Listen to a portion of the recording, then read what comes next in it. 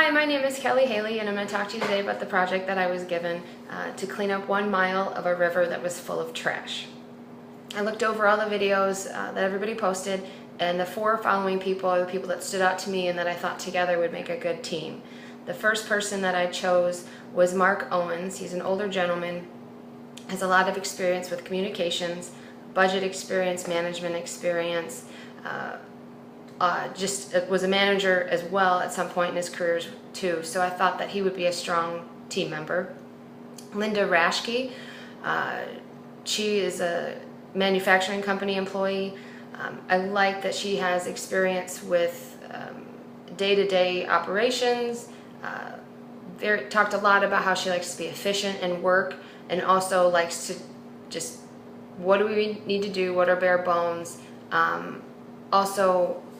She liked a different activity every day, and I thought that given the project that I had, that the diversity in the roles could be good for her because she would thrive on that. So that was one of the things that she enjoyed, one of the things that motivated her. So I thought she would be a good addition because of that. Sam Pilley was another addition that I thought would be good. He works in childcare, and he also was a team member that I thought would thrive in a different setting. It's not an office job. It could be fun when it wasn't gross maybe at times, but I thought with the right motivation he too would be good, because he also talked about how he loved his managers, and that's one of the other things that motivated him. So Sam, along with the final piece, Yessi Herrera, they both spoke to how they really appreciated having a good, strong manager, and that's what motivated them. They knew that their managers were supportive of them as employees, and that's what drove them to work hard and do good things. So that rounds out my team. My approach, what I wanted to do as far as my leadership theory, looking at the authentic leadership theory, I thought that that's kind of where I see myself a little bit more. One aspect is that it's an important role.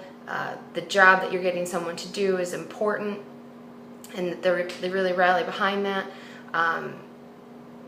The genuine concern for your employees, and I think that's probably something that in my past roles, even if it wasn't in a leadership role per se, I still took that very important, even with my team members. How do I get them to make sure that they're happy with what they're doing, to get them motivated? Also, I'm very self-disciplined, solid values, and I like to connect with other people. I just enjoy that. So I thought that really focusing on making sure that my team members knew that they are the #1 most important thing, along with completing the task, I thought that would be most indicative of my leadership theory.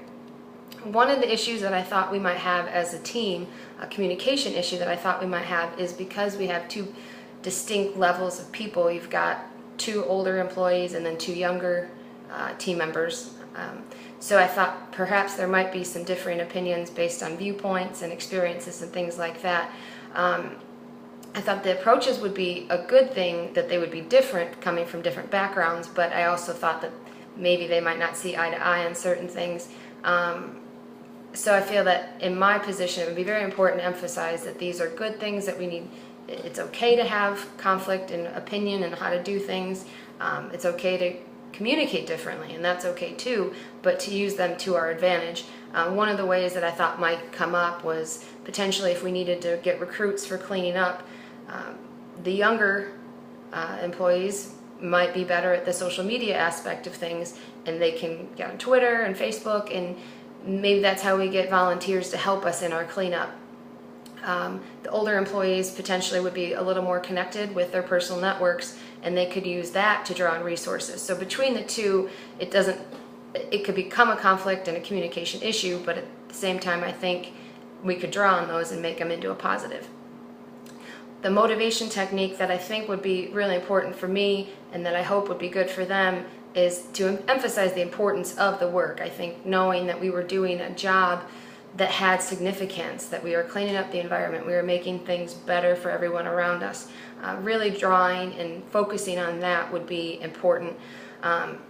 Stressing that this is bigger than us, and I think that makes the work that you do more important, and that motivates you to keep going even when it might get gross and you're picking up trash out of nasty places. So I thought that would be a great motivation technique, and something that I know has always helped me in the past, I think is good, is to also show progress, that you are making headway, that you are getting to the end of the task.